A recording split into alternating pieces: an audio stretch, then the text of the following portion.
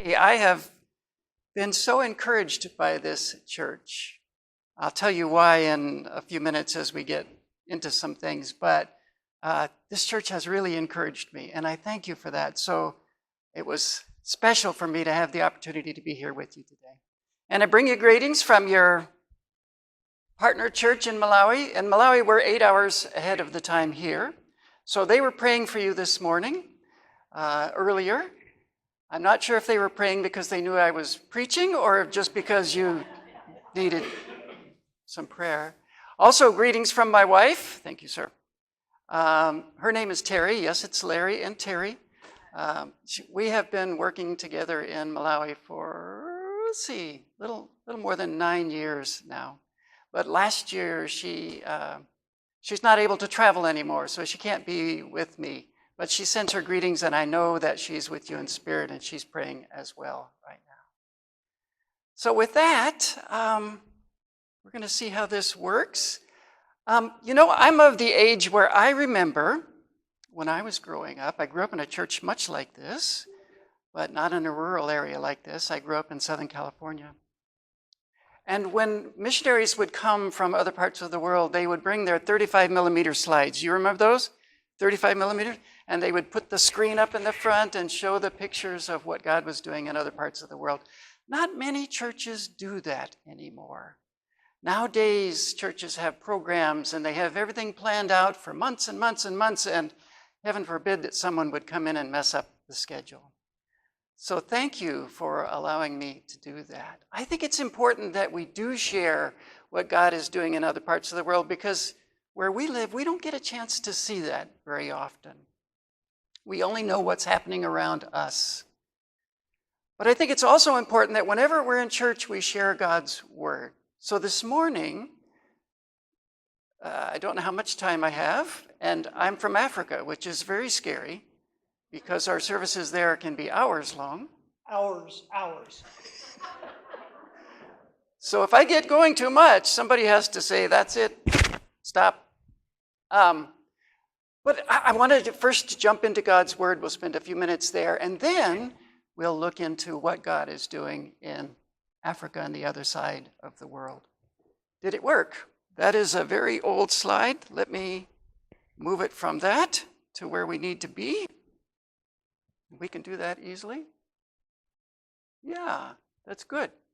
All right, so when people think of missions, very often people will go straight to that verse you just saw on the screen there. They go to Matthew, the very last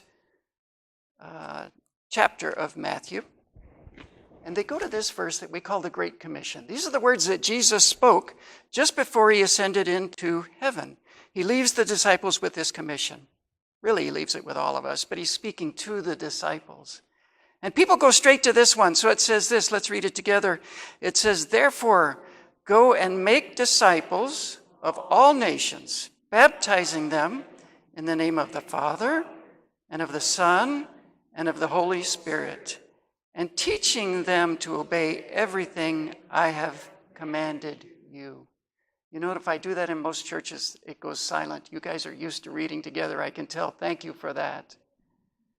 So this Great Commission is Jesus' instructions to us to share the good news of the gospel message with the world. But if you think only of missions as the Great Commission, you're making it into a pond when really it's much more than that. It's an ocean. It's much deeper. It's much wider. It's much more vast than just someone like me who's has the privilege of going to the other side of the world. So let me show you what I mean. Jesus, when he called his disciples, every one of them, he used 2 words. If you go to the book of Mark, this is where he calls Peter and his brother from the boat. And Jesus said, come, follow me, and I will make you fishers of men. Those 2 words, follow me, those are very, very significant words in Jewish culture of that day. To us today, they mean, let's go, we can go together, here we go. They didn't understand it that way. They knew that if Jesus said, follow me, those are the words a rabbi uses when he calls someone to be his disciple. They're very significant words. To be the disciple of a rabbi is the epitome of success for a young Jewish man. And Jesus says, follow me. They know this is an honor to follow the rabbi. They also know that it means I have to give up my life now. Because if you follow the rabbi, if you accept that challenge, if you accept that invitation, it means that you give up your family, you leave your home, you stay with the rabbi from now on, close. You do what he does. You try to say what he says. You think like he thinks. They used to say in that day that disciples of a rabbi would be so close that they would be covered in his dust as they walked along the road, because they're right on his coattails, never leaving him. And Jesus still calls us to follow him today. That's what we're supposed to do, give up our life and follow Jesus. But it's a compound statement, because you see what Jesus said? He said, follow me and I will make you fishers of men. Meaning that if you do what Jesus does, if you act like he acts, if you think like he thinks, if you say the things he said, you too are sharing the good news of the gospel message of Jesus. Which means you're a missionary, you're a missionary, you're a missionary. Every one of you that follows Jesus is a missionary, not just someone who goes to the other side of the world, just by virtue of how you live your life by following Jesus. And it worked. If you look in Acts, I love this passage in Acts. Sorry, I'm trying to turn a Bible and do the clicker at the same time, and it's hard for me to do more than one thing at a time. So this story, I'm in the 4th chapter of Acts, and this happens only about 45 days after Jesus has ascended into heaven. Peter and John are walking through the temple area. They've been in the temple many, many times. Jesus took them into the temple area many times. And as they walk through the gates of the temple area, there's a man there laying on a mat who's lame. We find out later that he's been lame for 40 years. His entire life, this man has not been able to walk. And Peter passes this man and stops. And through the power of Jesus, heals him. Now the man is up, jumping. I can walk, I'm standing. And everyone knows this man. He's been there 40 years at the gate. Everyone that comes into the temple grounds has seen him. And now he's up and dancing. And so a crowd gathers. They're all trying to figure out what's going on here. And as this all occurs, thousands of people are in this gate. This is a huge temple area. It's where they do their marketing and their other things. It all happens in this temple area. And so this crowd gathers. And now Peter preaches a very bold sermon. This is the same Peter that not more than 60 days ago in the courtyard denied Jesus 3 times. But now he preaches this bold sermon, and literally thousands of people become followers of Jesus.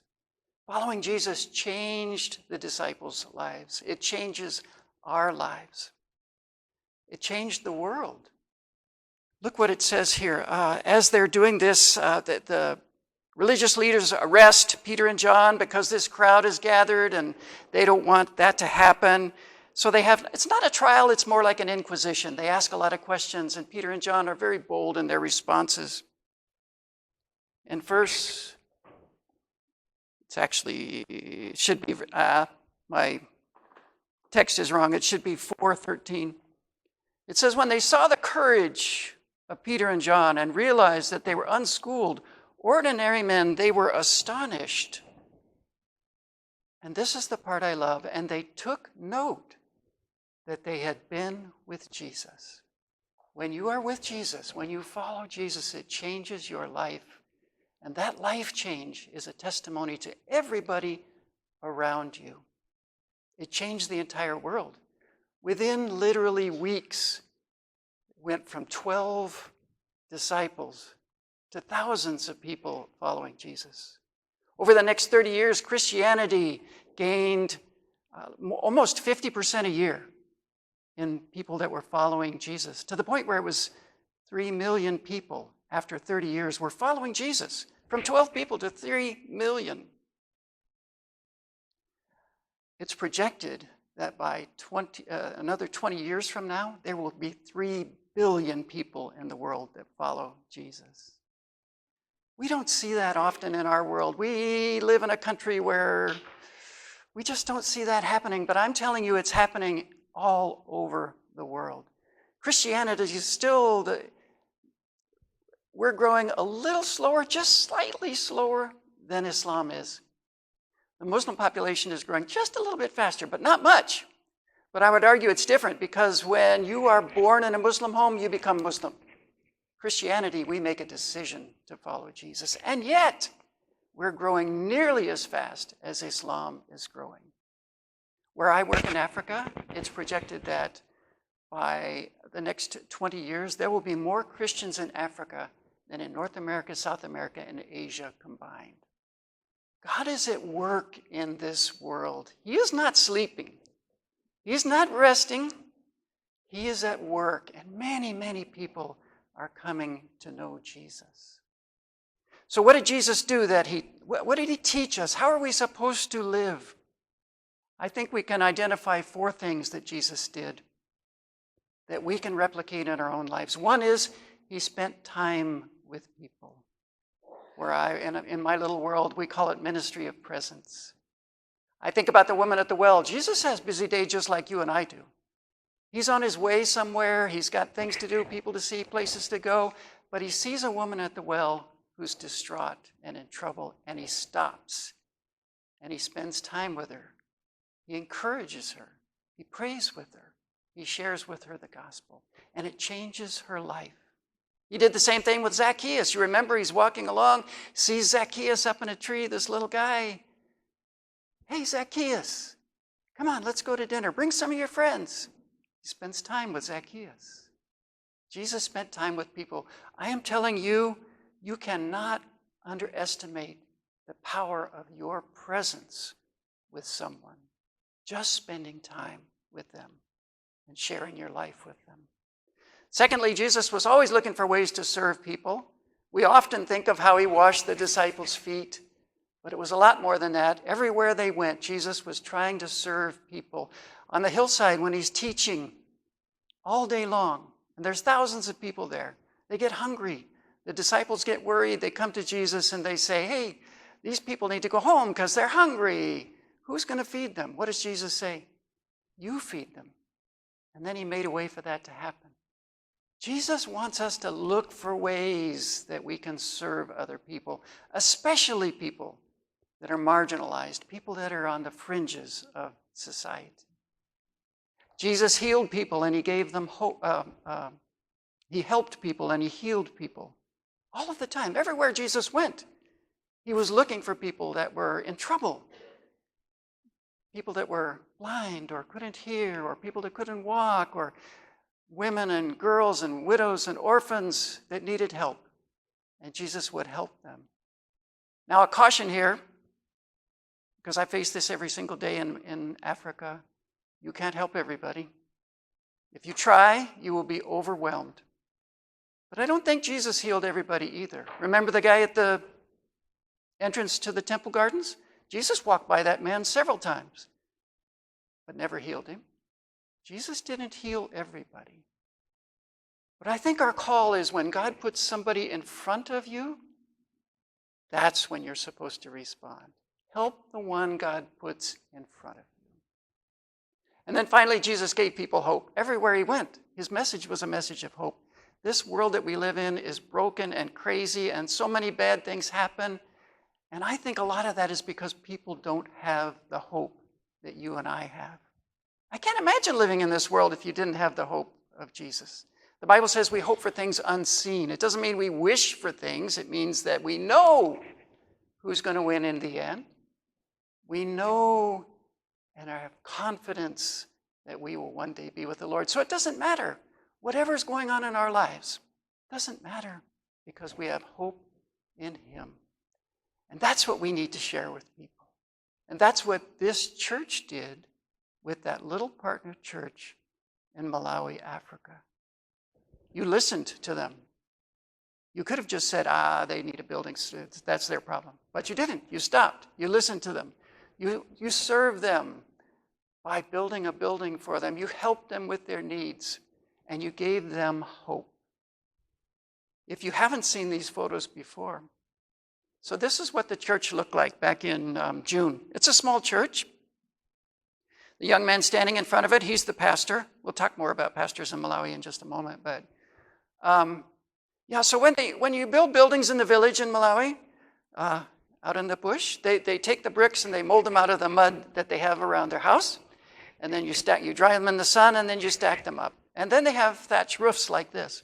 It rains in Malawi it'll start in December and it'll end in April. So December, January, February, March, April. That's also known as the hunger season, because when it's raining, people are out of food. They don't have any food. But when it rains, you can see this little church had a thatch roof. Well, the thatch only keeps the water out for so long. And then those mud bricks get wet and wet and wet, and then pretty soon, down they come. And that's what happened to this little church. But you responded to their needs, and that's what their church, it looks actually better than that right now, but that's what it was when it was first finished. That's what the little church that you built for them looks like. With good fired bricks, as was said earlier, and look what kind of roof it has. Tin roof, no more water on the bricks. It doesn't have windows and doors, but that's normal in a church there because it gets loud inside of there. So, and it's hot, so you don't have windows and doors on churches usually. So I did something. I wasn't sure if I should do this or not, but Donna told me it's okay, so if you don't like it, it's her fault. I asked one of our field officers just last week to take a video of the pastor speaking, just to share with you some words. So she's using her cell phone. This is not professional. She's using her cell phone. She's shaking. Her phone rings in the middle of it at one point. So don't judge that. But I captioned it for you, so just take a glimpse at what this young man had to say in thanking you.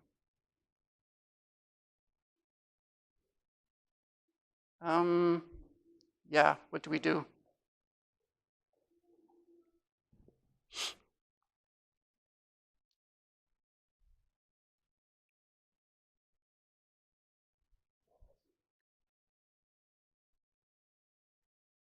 See, I told you we should have prayed for technology. Oh.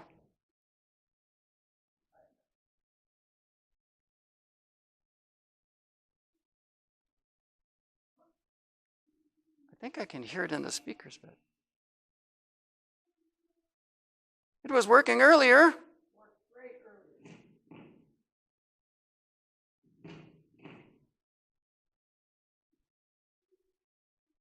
It's trying.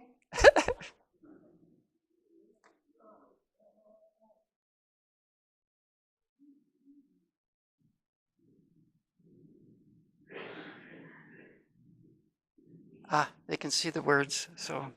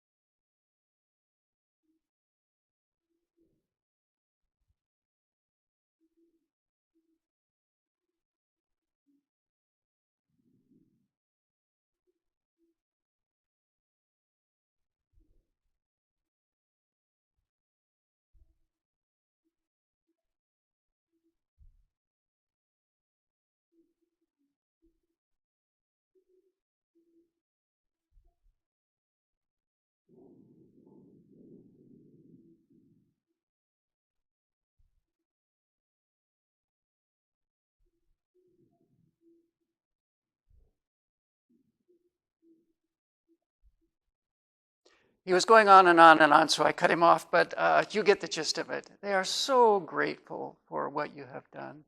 And he's right. That won't impact just their little church. It'll impact that whole community. Churches and these little village churches that we work with are growing very, very rapidly. And these areas are 70% Muslim. And yet Muslims are coming to know Jesus, especially Muslims are coming to know Jesus left and right. So you had a part in that. You lived like Jesus asked us to live. And I'm so grateful. And you encouraged us so much by your gift of this church building. So thank you for that. So,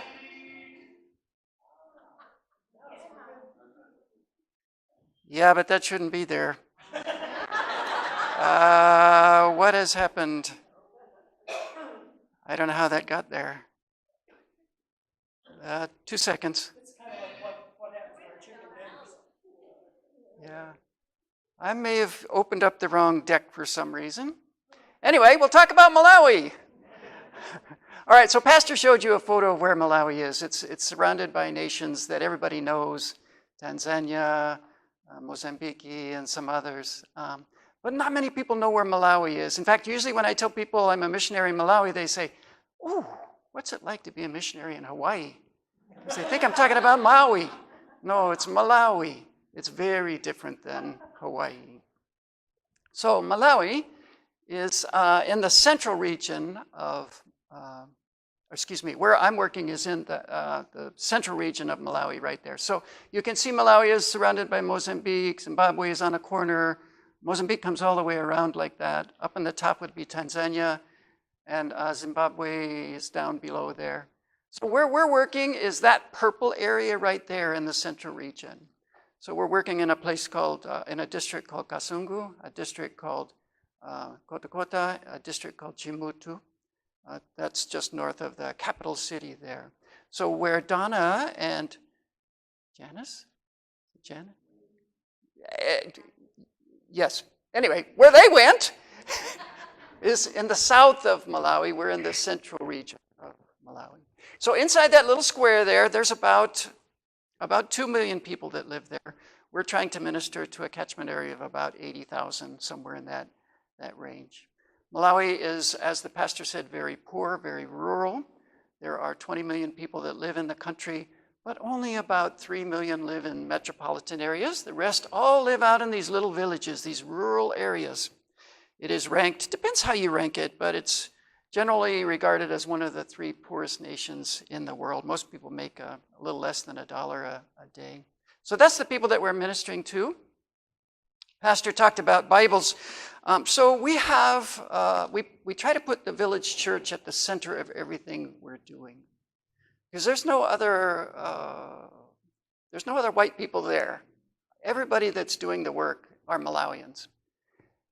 And these village churches, if they can do the work, then we can go on and move to another place, and the village church will continue to do the work. So we have right now about 130 village churches that are in our, what we call it a church empowerment zone. All different faiths, denominations, doesn't matter. There's Presbyterian, there's Baptist, there's Church of Christ. You even have one mosque that's in there wanting to learn about Jesus. But they all come together and they work together as a unit in their community. That's a novel concept, right? But they do. They don't know what it means to be Baptist or Methodist or Seventh-day Adventist. They just know we love Jesus, so let's work together. And that's what they do. So one of the things we do is we train their pastors. We teach them how to do Sunday schools. We teach them how to go out and do evangelism in the communities. And we give them Bibles because very few people in Malawi have one of these. This is a very sought-after gift to have. So this little church, I'll tell you a quick story. You can see this church has a thatch roof, and they just have grass for their sides. That's often the way it is in a little village church. And so I was finishing my time in Malawi, ready to come to the U.S. I had already gone to the capital city where you fly from, and this little church called me. They're about a 6-hour drive on Malawi roads to get there, and I was like, I'm tired. I don't want to. I can't. No. And they kept. So then finally I said, okay, I'm coming. So I went. Taught on a Sunday there, and none of them had a Bible. Not one of them, even the pastor didn't have a Bible. So I had 50 Bibles in the back of the truck, and they were supposed to go to another church the next day. I said,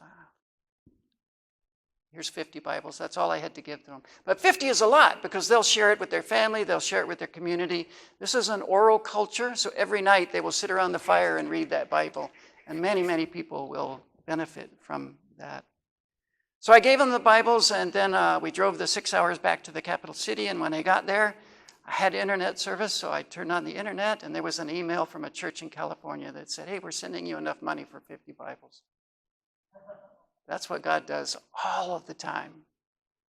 We just learn to do what he calls us to do when he calls us to do it, and he'll take care of the rest.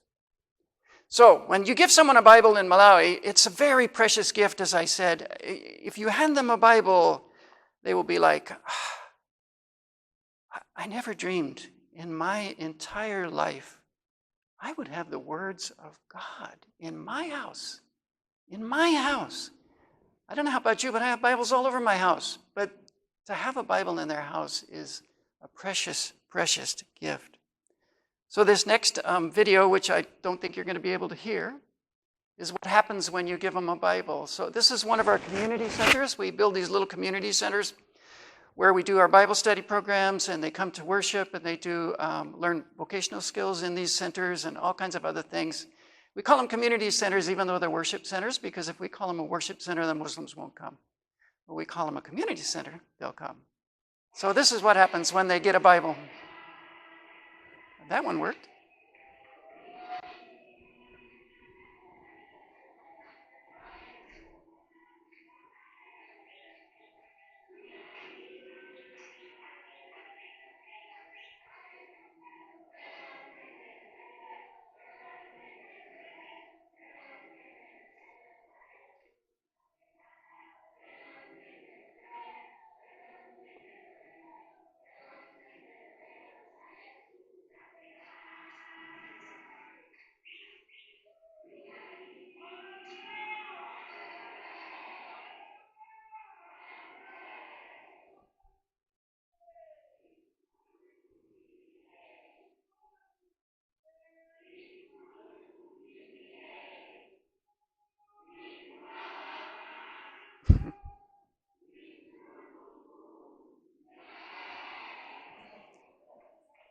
Yeah, so what the song says, what they were singing there was, you are welcome in this place, we are welcome in this place, God is in this place, surely his presence is here.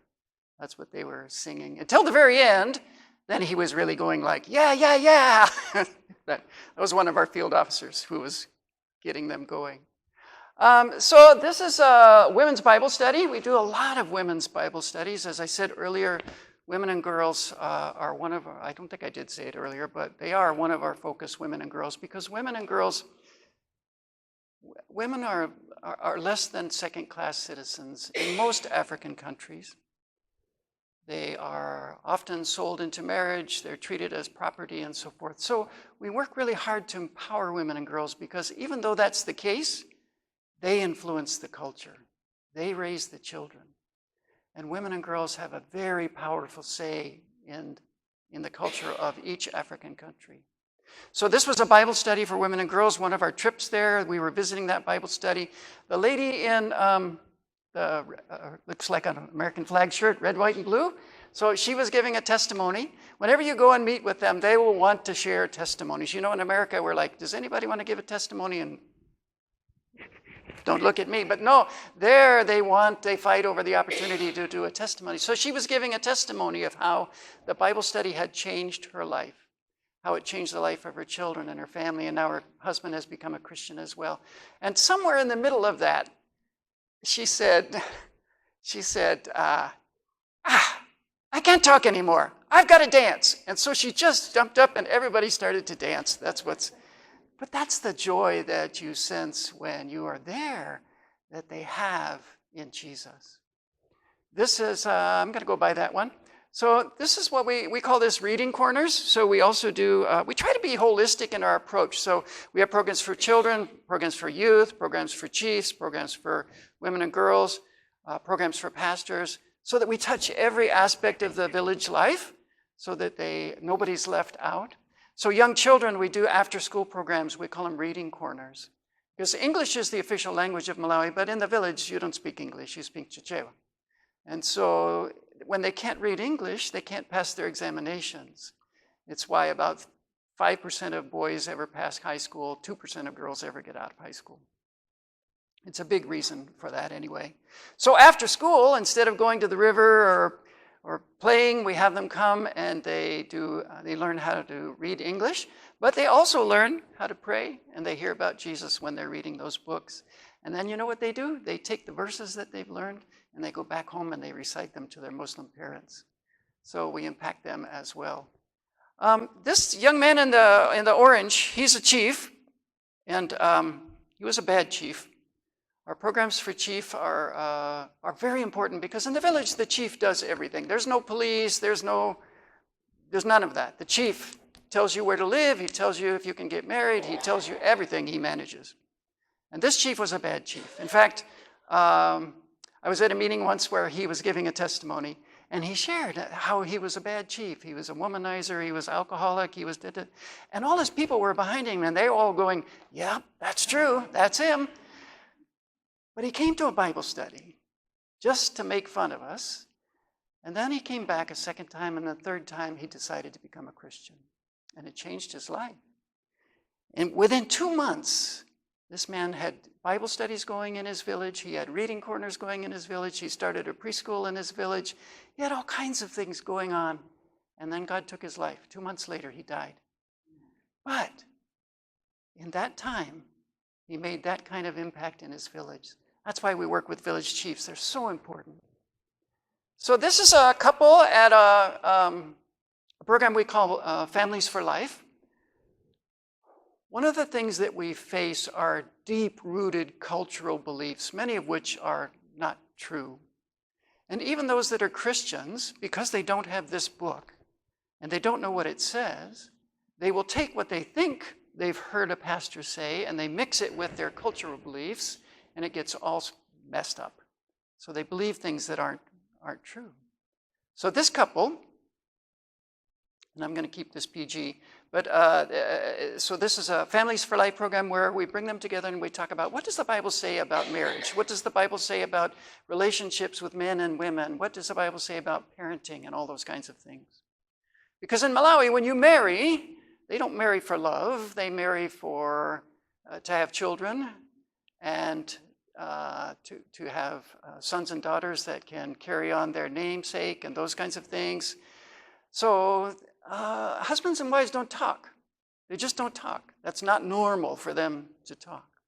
And so in this Families for Life program, they learn how to communicate. This couple wanted to give a testimony, and the testimony was this,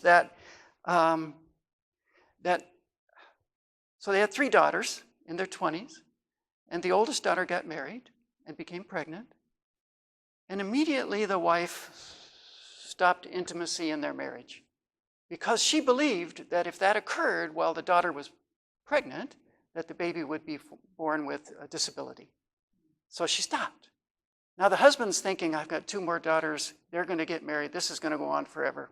And he starts running around at night, so he's unhappy, she's unhappy, the whole thing was a mess. And then they came to Families for Life, and they found out that wasn't true. And they found out that the Bible has very clear roles for husbands and wives in a marriage. You know, it's one of the revolutionary things to them, maybe I shouldn't say this, men, but is that when they learn that a man can do dishes. What? A man can do dishes? No. Yes, a man can do dishes. He can help with laundry. He can do all kinds of things. Because in their world, the woman does all the work, and the men, pretty much they're philosophers, and some of them have jobs, but for the most part, the women do all the work. They have the children, they work the farm, they do everything. And so when they learn that's not true, it changes their life. It's simple things like that that we're fighting all the time. This young lady is 14 years old. She arranged marriage. She was married when she was 13. The man was 45. That happens a lot, especially in the Muslim communities. And so we rescue these girls from those marriages. We put them back into school. You see, she's wearing a school uniform. We didn't actually rescue this one. She is testifying at what we call a mother group. So the older women in the village come together and they form this mother group.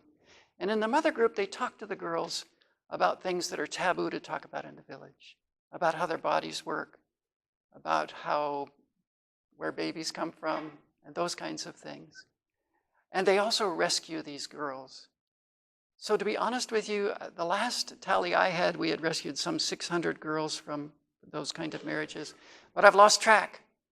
And it's a good thing because they're just doing it on their own. These mother groups are going out and rescuing these girls, and I don't know how many they've rescued, but they put them back into school, they get them out of that situation and give them back their lives so that they can go on from there and live a normal life. This is the actual mother group that did the rescue. They're just having a celebration for every one of those little girls in the back. They were all married and they'd rescued all those little girls. So this is a group of young girls that they are learning about, say this here, things that girls need to know that we talked about earlier. And so we bring them together and we teach them those things. And we also give them sanitary kits. So because if you think about it, a girl, she can't go to school 1 week every month, which means she only gets 3 years of education when boys get 4. It's another reason that girls have such a hard time graduating high school and being able to go on. So we bring them together and we teach them the things that they need to know. This is a young man who started his own business. There's no jobs in the village. Unemployment is 80%. But you can start your own business. And so he went to our vocational training school. He learned how to tailor, how to sew, and started his own business. That's his sponsor that he's holding the picture of there. And now he has his own business and he's supporting his family through the skills that he learned, and his life has been changed. This is a nurse. She's a young girl that we have, I think, some 7 girls now at university level. We have a sponsorship program, so people in the US can sponsor. Ours focuses on women and girls specifically. And so for a little money each month, you keep girls in school, you keep them going. This young lady needed to go to nursing school, and so we sent her there. She's not graduated yet, but we had one that just graduated yesterday. I think we've had 6 now graduate. And when they graduate, then they come back, and guess who they work for? They work for Y-MALAWI, and they go into the village and help us with the people that they grew up with. In fact, this is a medical outreach. We did our first one this year. We'd worked in hospitals and such, but we hadn't done a medical outreach. So this is a medical outreach where we invited people to come. We had doctors from the US, partnered with doctors in Malawi. The young lady on the far left, she's a nurse. She just graduated yesterday from nursing college. The young man in the white, he's a Malawian doctor. In the blue, American doctor, and the patient there. And so we had to turn people away every day, but I think we treated some 500 different patients over the course of 3 days. Most of those people never seen a doctor in their life because it takes money to get to the hospital or the clinic. And once you get there, the doctors will probably say, you've got malaria, and just give you anti-malaria medication. And then if you go to the pharmacy, they won't have the medication anyway. So the people say, why should I go? So now we're going out into the village on a regular basis and trying to help people. I think we tested 400 for malaria. 60% of them had it during those 3 days. This is a Czech. He came to the medical outreach. He had a hernia. And he came even though he knew it was a Christian organization. He knew what we were doing there and why we were doing it. He knew we were going to pray, but he came anyway because he needed help. And after we diagnosed that he had a hernia, we sent him to the hospital. We paid for his operation. It cost $200. Medical care is very cheap in Malawi. And afterwards, I asked him to share with us how he felt. And his words were basically, I came to the medical outreach because I know Christians help people. I don't know why Christians help people, but I think I need to know more. That's what he said. That's how Muslims are coming to know Jesus. Not by pounding a Bible saying, you need to change, but by sharing our lives with them and doing the things that Jesus did. This is a farm that we just purchased last year. I'm a city boy, so I don't know anything about farms, but I'm guessing some of you know a lot about farms. So it's not that large, it's 100 acres. We are growing, half of the acreage, we're growing food for the hunger season, because as I said, in January, February, March, and April, people have no food. So we're growing half of it, we're growing food there. The other half, we're growing cash crops that we can sell to support the ministry. So they don't depend on the West to keep going, but they can stand on their own 2 feet and do what they need to do to share the gospel message with their own people. That's a greenhouse. We have 4 of those now. Those are growing tomatoes, peppers, cucumbers, I think, in those houses. That goes into what's called relish that the people eat. And we do put in some wells. We don't do a lot of wells, but occasionally people will give us some money for a well. And so this is a well on the right-hand side. Your right is the new well. On the left is where the people were getting their water before that. That's what they were drinking from. They're pulling their water out of there as a cow's standing there, or a goat, or something else. But now they have fresh water. So this video, I don't know if you can hear it, but it's the day that we opened the well. And some of these kids, it's the first time they've ever had fresh water in their entire life.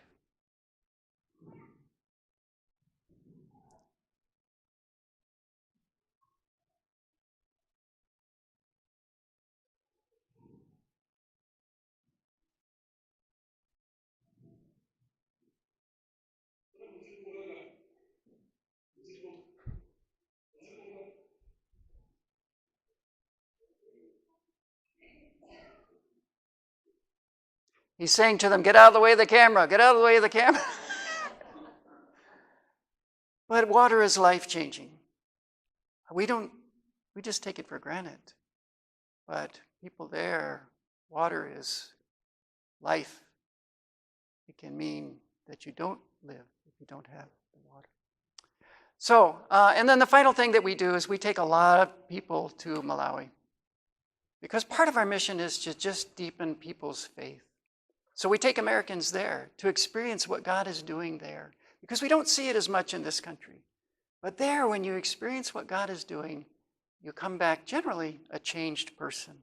I don't know about Donna, but I would say a lot of people come back and they say, those people have nothing except that they're full of joy in their heart and they're serving the Lord. I have everything and I'm not happy. And so we try to help people understand that happiness doesn't come from what you have. It comes from Jesus and who you are. And that's it. That's what we do. And I wanted to share all of that with you just so that you would know what an impact you're making on the lives of people on the other side of the world. People that you'll never see, but people whose lives that you are changing. So thank you. Thank you for partnering with us. Thank you for making such a difference in so many lives. That's it.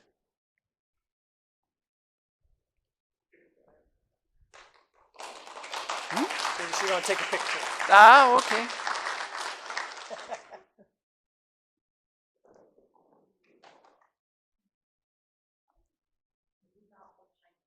Ah.